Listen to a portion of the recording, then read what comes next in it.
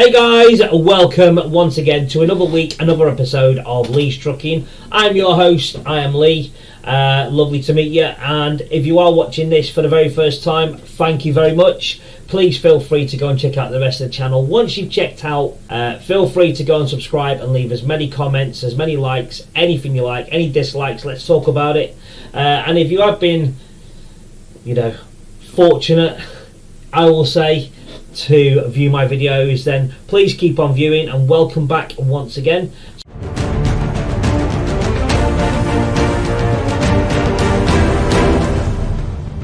So today I'm going to talk about 5 things I have noticed since transferring from a rigid to a class 1. Okay, so we're going to go into a little countdown, if you like. Right guys, so as I've just said, we are going to do a little countdown of my personal top 5 things that I find different moving from class 2 to class 1. Now the obvious is obviously the length and bladder. Funny enough, that doesn't really venture that much into my top 5, but there are a few things out there that I feel I just want to discuss and get out there. It may help me in getting further assistance at work with colleagues when we're out, I don't know, but this is just my personal top 5 things that I have noticed since transferring over. So number 5,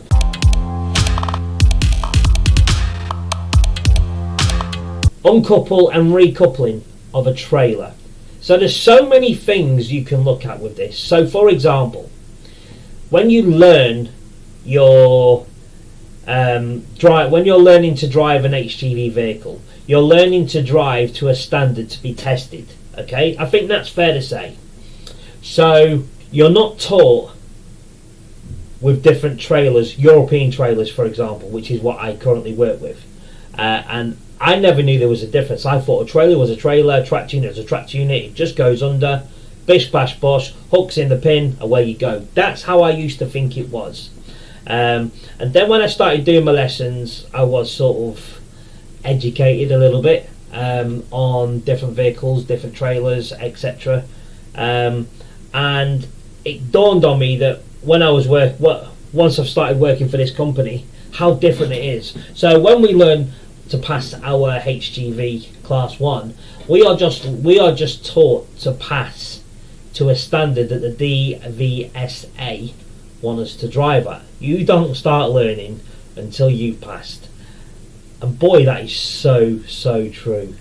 So this is where number 5 comes on my list for coupling and recoupling, or uncoupling and recoupling, is for the trailers.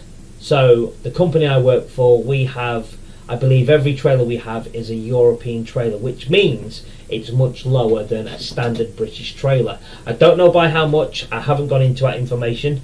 If someone wants to know it, I'm pretty certain I can find out for them. But, so for example, I've seen loads of times lorries with their wing tops off, and I've never understood why when they're under a trailer. I think you're under a trailer, surely you want your wing tops on. Now I know why. So the European trailers that we pull to take the risk away from damaging them is they're not on, because the trailer's so much lower, there's a greater risk of damaging your mud tops, and because your mud tops, or your wing tops, sorry, are further under the trailer anyway, they're not going to get, well, they won't fit, so they have to come off so that you don't damage them. So this all adds to your coupling and uncoupling of a trailer. So straight away for me, that I don't think I learned very much on my lessons, although it was spoken to me about my lessons, was your number plate. And because you don't really do your number plate a great deal, you're spoken to about it and you're told to factor it in, but because you don't physically do it on your test, you sort of forget. So for me, we all follow the routine of black. We've all been shown black, we've all been taught it, and we all follow through it.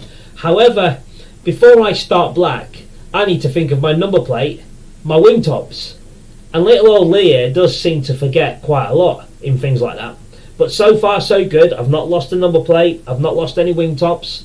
I've been really good so far. I'm just trying to routine myself on a daily basis every time I'm in and out of a lorry, make sure your wing tops, make sure you've got the right number plate on the right trailer, and most importantly, when you do drop a trailer, take your bloody wing tops and your number plate. Otherwise, you're going to find yourself searching around for wing tops and number plates on a regular basis, and probably the boss man isn't going to be too happy.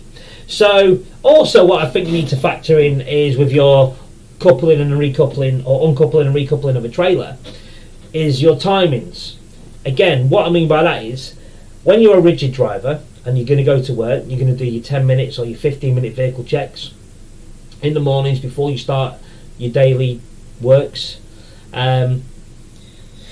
It's quite simple. You walk round a rigid vehicle, you do all your checks, it's all good, it's all there, and it doesn't really take, you're not put out of sync with the timings. So you go in, you do your checks, 10, 15 minutes, something like that, away you go. For me, personally, recoupling or uncoupling and recoupling of a trailer, I think you need to factor in the time.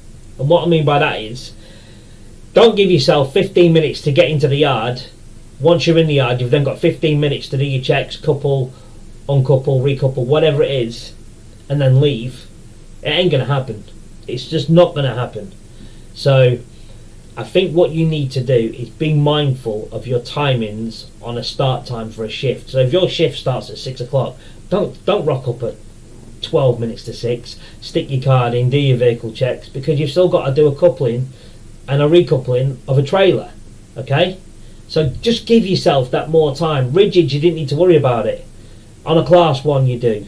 You know, there's a few more factors involved on the couple and recouple. And then there's the couple and recouple itself, the general side of it.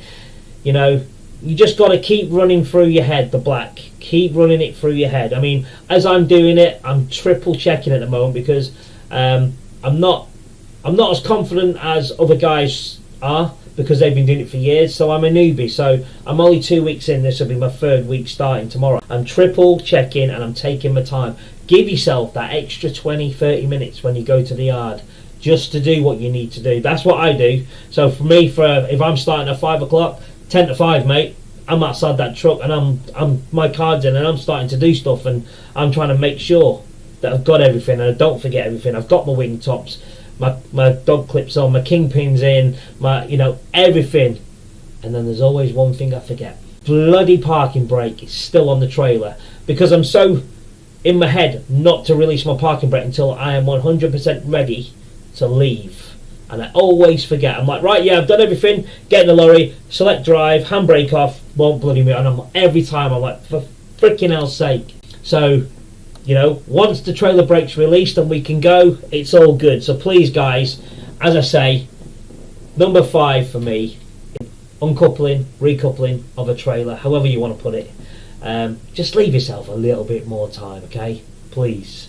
So number 4.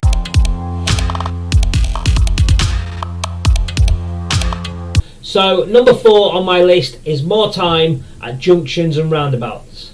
Give yourself more time at junctions and roundabouts. You're a heavier, longer, bigger vehicle in general than a rigid. It's going to take you longer to get going at junctions. It's going to take you longer when you need to maybe brake in.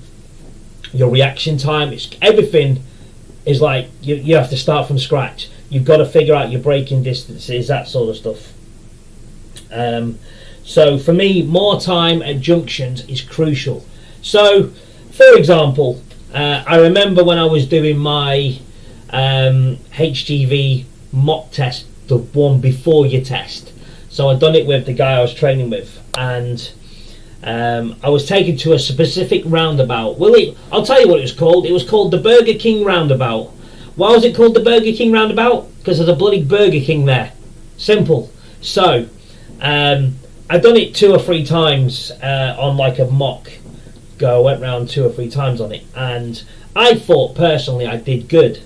But my instructor at the time, or my teacher at the time, said to me, you would have failed because you've made vehicles react to what I've done, i.e. slow down.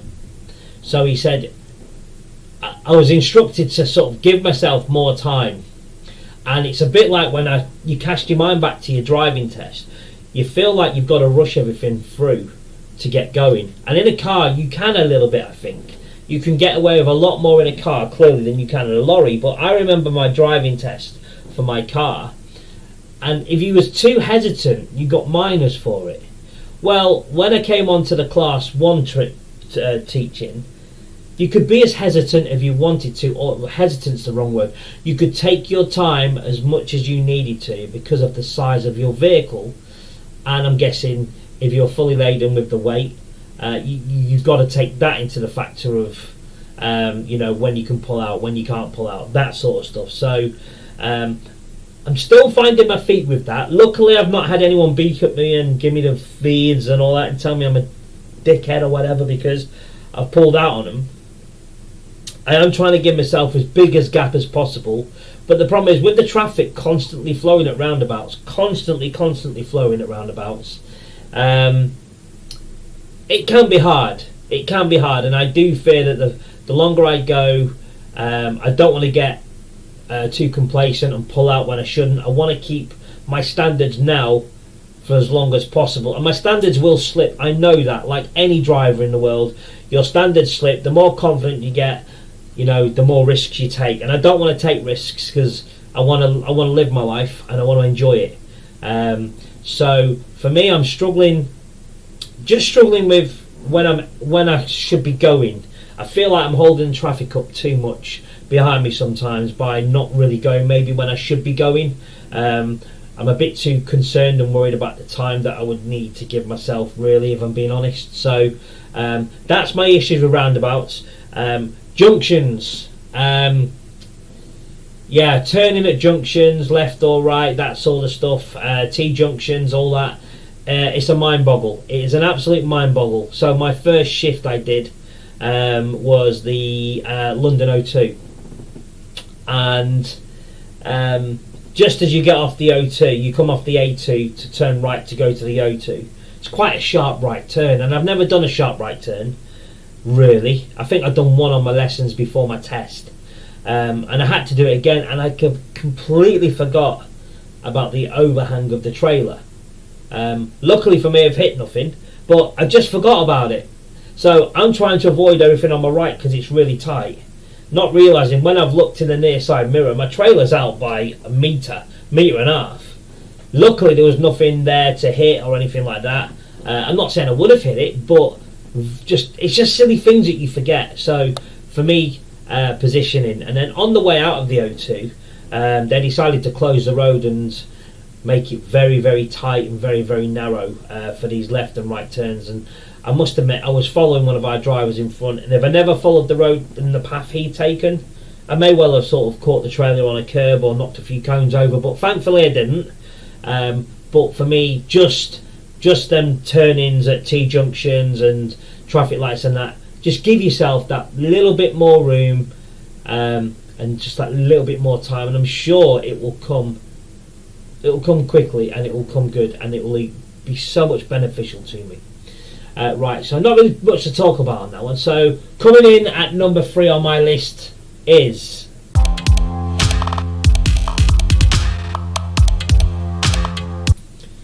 braking distance, or braking. So being a newbie, I give myself so much room from the vehicle in front, and I found a lot of instances over the last 10 days or 12 days, where I'm leaving myself some good braking distances, some good gaps. They're just written off within seconds. You get, excuse my French, you're going to get a Billy Big Bollocks. This happened to me the other day. I was on the A13 travelling out of London going towards Purfleet, and I left. I knew there was a junction coming up, so I left a good gap, a real good gap, that the vehicles in front, if they was to make a stop, I could react within good time, and save any damages to the vehicle, any cost for the boss, any injuries to myself or anybody else. And I could see it in my mirror. There were 2 cars. Billy Big Bollocks just came straight down right in front of me, brake checking me because of the gap I've left. Now, I'm a newbie, so I'm doing what I feel is right for me and for the company and my health and other road users.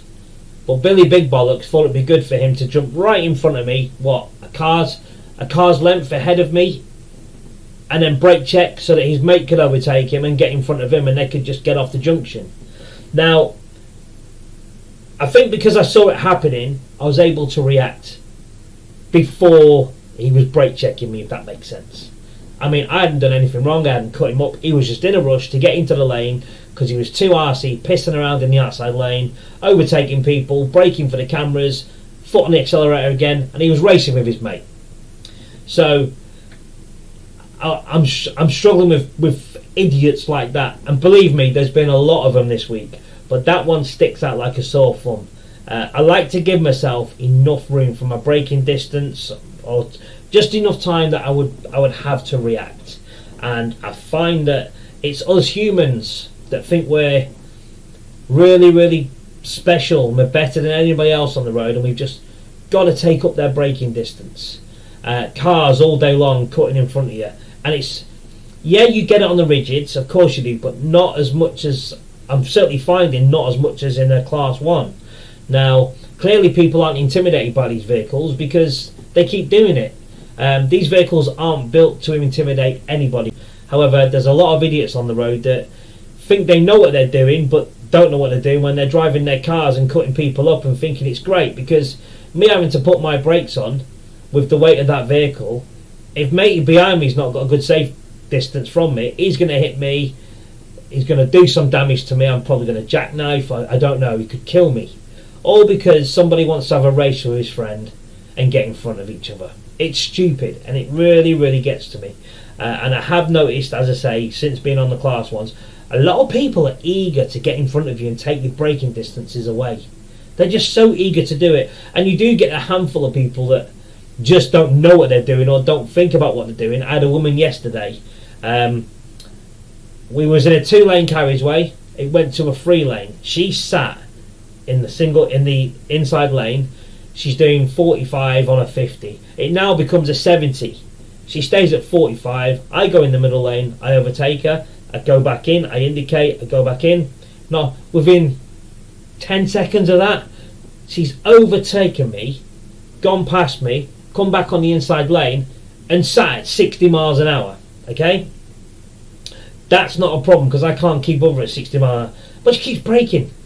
She's watching, and it's nice that she's watching 3 or 4 cars ahead. But when a car 4 cars up's braking in the middle lane that's not her lane, she's braking. So ultimately, I'm gathering pace. But because my view is so greater than theirs, I can see what's going on. She can't. So I ended up trying to overtake her again.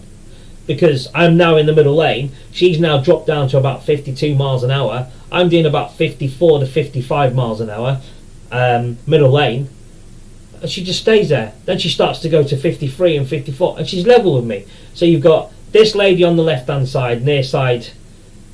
Yeah, you've got me in the middle, and because I can't overtake her, I'm holding traffic up behind me. So everybody's having to use that one lane. I've got lorries behind me. I can't brake so that she can go ahead of me, and then me move in, because then I'm going to cause a problem.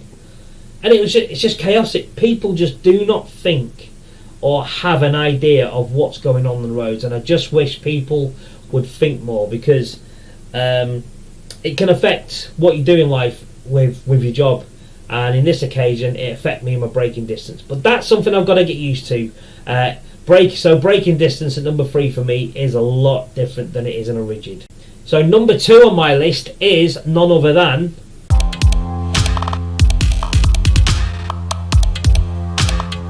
positioning on the road. So this is really, really new to me. Getting that primary position on a road can be crucial. Bear me 1 second. That primary position on a road can be absolutely crucial. And I've noticed a few times over the last week, if you don't take that primary position, you could get yourself in a bit of a jam. So although it could be a bad thing, or seen as a bad thing, to take 2 lanes, half of half, you're doing it for safety reasons, of course. You know, the vehicles are long, the trailers are long, they've got to get round certain corners, and you need to give yourself more space on your left or your right side, depending which way you're going and turning. And I just don't think other road users comprehend why you do it or what you're doing. So I was travelling to Harlow the other day, and there's a section of the road where it's a real sharp left turn, and me being a newbie, I sort of decided to follow what the lorry in front was doing, and he took 2 lanes. So I thought, I'll take 2 lanes. You know, he's doing it, I'm going to see what it's about and how we get round it. And in the end, it turned out to be the right decision, to take the 2 lanes to do what you need to do. However, when it came to me, so I got stuck, I got caught at the lights as he went round, so it's now up to me. I've now got half of the lane left and half of the lane right. I'm first at the traffic lights to go left. Some idiot has come up right here next to me, and he's on his mobile phone. His mobile phone's on his knee. So I've wound my window down and I said, "Can I ask you why you've gone there, mate?" He said, "Well, I'm turning left." I said, "Yeah, but I've took 2 lanes for a reason. You know," I said, "I need both lanes." So he swore at me, and I'm thinking, why would you swear at me? You're in the wrong. Everybody else knew I took 2 lanes. He's come all the way around and thought, I'm better than everybody else, I'll take that space. So as much as it annoyed me, I let him go. But people don't get it, and that's happened to me several times already since I've been driving Class 1s. And I know it's something I need to get used to. I'm not moaning saying everybody's horrible. Because you don't need to take 2 lanes on a rigid, whereas you do in an Arctic. It's their differences, and they're differences that I'm trying to get used to and have an understanding of, and also have an understanding of when I need to make my positioning. You know, what sort of road, you know, so I need to read the road ahead before I get to the part of the road. It's handy if you know the area and you know where you're going. However, in the industry that we work in, I would say 75% of the places we go is somewhere unfamiliar. It's not as familiar as, you know, your local jobs that you do all the time, and the jobs we do. Yep, some places are familiar, but not everything's familiar. So for me, positioning is it's crucial. It can be so crucial as to, you know, how you can take a corner or how you can manage your position on the road as per other road users, because we've all got the right to use the road. I'm not here to battle other road users. I just think other road users need to be a bit more sensible and think a little bit as to why we do what we do, why we take 50% of both lanes. We don't do it because we're stupid, that's for sure. So yeah, positioning, it's a big difference for me on the Class 1s as per the Class 2s. So that brings me, or us, to the number 1. Think you know what it is? Go on, you must know what number 1 is.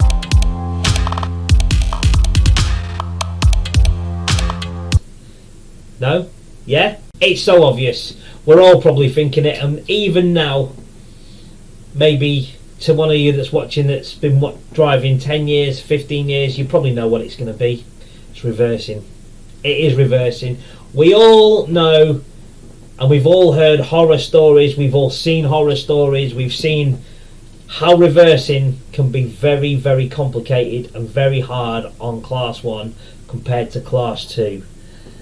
Boy, you are right. So I've done quite a lot of reversing over the last 2 weeks. I'm not scared to admit that it's been a struggle. Sometimes it seems hit and miss. It really does. I'm actually going to say the most ridiculous thing I never thought I would say, but on my experience of only 2 weeks in a Class 1, my blind side's better than my good side. And I don't know why. I do not know why my blind side is better than my good side for reverse. Good side, I just can't seem to get it that well reversing.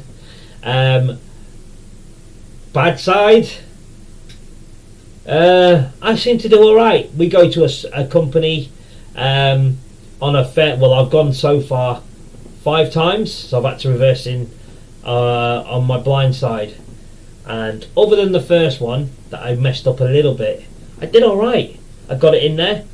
Shunted forward a few times, but got it in there. No damages. Didn't damage anyone's vehicle. Didn't damage the gates. Nothing like that. So I was really happy. I've done 4 or 5 good sides. Oh my god, I can't do it. I just really can't do it. It's a weird thing, you know, when you're reversing, if you turn right in a rigid, it goes that way. In a class 1, if you turn right, the trailer goes the other way, and it's just a head fuck.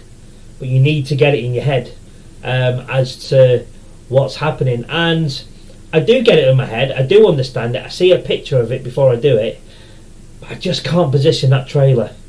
I was in the yard the other day, and I was trying to reverse, and alright, it's not an excuse, but I had the sun in the mirror and it was just reflecting. I couldn't see anything out of the near side mirror, and I'm trying to do a good side reverse, but the trailer's poking out so far on my good side, I can't see anything behind me.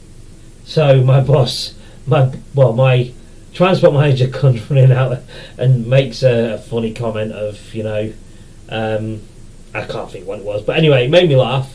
And what I found was really nice was 2 of the guys from the office came out and they talked me through the reversing and got me through it and got me backed in, and I felt a sense of achievement. It was good. But I do wonder, without them, A, would I have hit anything, or B, would I have been able to finish the reverse? So that was a learning curve for me, and a good one. Always ask if you need help. Go and ask someone. I mean, I got out of the lorry a few times to check, and I'm thinking, God, I'm nowhere near where I need to be. Why am I so not in? Why I just couldn't get in the right position. There was room in the yard. There was plenty of room to do what I needed to do, but I just couldn't figure it out in my head. So I'd done a reverse on the good side the other day at the truck stop that we were staying in, and matey that was there was backing me in. He you know, I'm not blowing my own trumpet, and he says, "Oh, well done, drive." He says, "You got that straight in there." And I went, "Oh, cheers." I said, "You know, this is only my 2nd week, so I'm grateful for the compliment." And he's like, "Really? You mean 20 years?" I went, "No, seriously. I've done class 1 for 2 weeks." And I felt good for a minute, and then when I was reversed back in and I'm there and I've put it in neutral, knowing I'm staying there for the night, I thought, yeah, I did that. And then when I looked to the right of me, there was no truck there, no trailer. So I actually had 2 bays to get it into before I'm square next on the one on my left. So the big sense of achievement I had for a near side reverse where I swing in on a tight angle, it had gone pretty quick. This sense of achievement I had moments before had now trickled at me, and I thought, well, I couldn't have done that if there was a truck there and that one gap with me getting in. I wouldn't have been able to do it. So it sort of put me back to square one in my reversing. It is hard for me to get my head round. I do find it a challenge. I do love a challenge. I just worry that I'm going to hit something, and that's my biggest fear. I don't want to hit anything. I don't want to do any damage. I want to prove myself to be a good lorry driver that can do his job to a good level and not give the boss any fines. So really, I'm just going to keep on doing what I'm doing. I'm going to keep practicing. If I'm at the yard at any time and it's a bit quiet, there's not a lot going on, probably not going to happen soon because I'm going to be very busy, but I'll do a few reverses just to get my sort of head in the game and see how I can sort of do it. So my last shift I did on Saturday afternoon, I had to go back to the yard and I was the only one there, and I needed to do a near side reverse, and now it's dark, and the near side reverse was next to a black trailer. I had to do a good side reverse in the gap. So I managed to get a good position. I thought it was a good position, and I just sensing that it's just not going the way it needs to go. So I got out and had a look, walked around the near side to have a look, and my trailer was getting rather close to another tractor unit that was there. So I thought, so what I need to do is pull forward, move over to the left, move over to the right, straighten up so I could back in a bit more. And I just couldn't get an angle. I just couldn't get the angle I wanted. So I ended up sort of coming out, repositioning myself, feeling comfortable. And I'd done it 2 or 3 times where I got to a position where I felt fairly comfortable with it, and then backed it in. and it was just me getting a little bit of practice when it was dark. I was in between two vehicles, but I will admit one of the vehicles was further back because it was just a tractor unit, not a trailer. So that's why I picked that particular point. I managed to do it in a few goes, as I say, but I know I need to polish up on reversing. So anybody out there that's been driving for years, if you're still reversing and you're struggling and you find moments where you think, crap, please leave your comments and let me know. And that's another thing to do with reversing. Every job I'm given, I'm not thinking about driving there or where I've got to go. All I'm thinking of is, how am I going to reverse when I get there? I hope I've got the space to manoeuvre. So all I'm thinking clearly when I go on a job is that. And I spoke to a few of the guys that I work with, and to be fair, they've been open and honest and said to me, you know what, still the same. I've been driving lorries 10, 15, 20 years, and every time I go to a job I've never been to, I worry about the reversing. I don't think it's ever going to go. I just think it's a question of how we deal with it. I've done a few good reverses on the plus side during the day where I've had no issues, got straight on the door, that sort of stuff. So it is coming, but the difference between a rigid and a class 1 on reverse is worlds apart. So my advice to anyone out there doing their class 1, just take your time. I mean, that's all I'm trying to do, is take my time. I'm in no rush. I want to take my time, do what I need to do it correctly. Don't cause the boss any damage, any headaches. Don't give him any unwanted bills that he doesn't want. And I'm sure he'll be a happy man as long as I keep doing my job. So on that note, guys, at the end of week 2, that is my top 5 list. I'm hoping in the next few weeks I can bring you some content in the truck. Maybe not recording me, but maybe recording the road, looking out. I think I'd be fairly comfortable just to record that and then edit it when I get home. That's not a bad thing I could do. Other than that, I think it's going to be a busy week, so I'm hoping to record a lot of good content. I'm going somewhere on Monday where I may be able to show you a little bit more in depth, but I'm not totally sure because of where we're going, and I'm not sure what the rest of the week has in store for me either. So what will be will be. There will be a video out in a few weeks, I'm hoping, hopefully next week. Once again, thank you for tuning in, thank you for watching. I really hope you enjoyed the content so far. I hope you've enjoyed this one. It's just a little bit more me going into depth of a few things that I'd found with the industry, or well, not the industry, but certainly the class 1s. And a little shout out to all the pedestrians and cyclists and that make our job really difficult on a daily basis. Keep up the good work, keep making us look good. That is it from me this week, guys. Thanks for tuning in. And from me, Lee's Trucking, it's over and out. Take care.